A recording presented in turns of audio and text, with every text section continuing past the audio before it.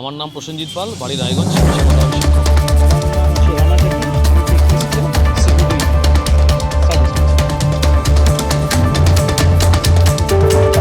আমরা কালকে দাদা ভাই দুজনে একই পাড়াতে বাড়ি। আমরা সেক্ষেত্রে এলআইসি কাছাকাছি চলে গেছে।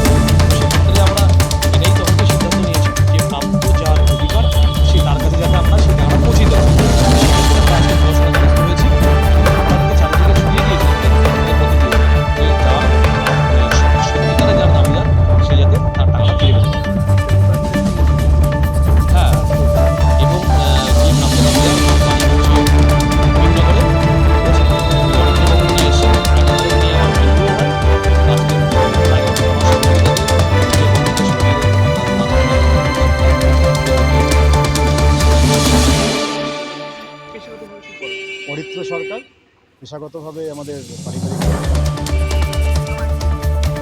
থানায় গতকাল রাত্রি 9টা সাড়ে 9টায় আমার টাকা এলআইসি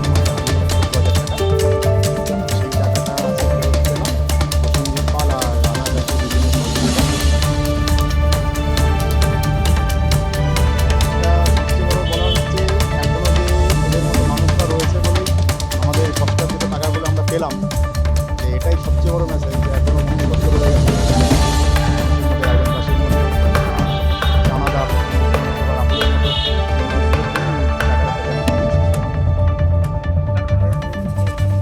টাকা হারানোর পর হ্যাঁ আমি টাকাটা অনেক দিয়েছিলাম। তারপরে আমার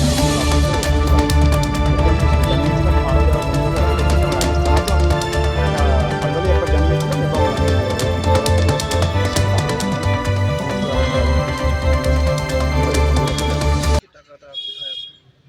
টাকাটা আমি জানতে পেরেছি আমার বন্ধু রাহুলদের মাধ্যমে।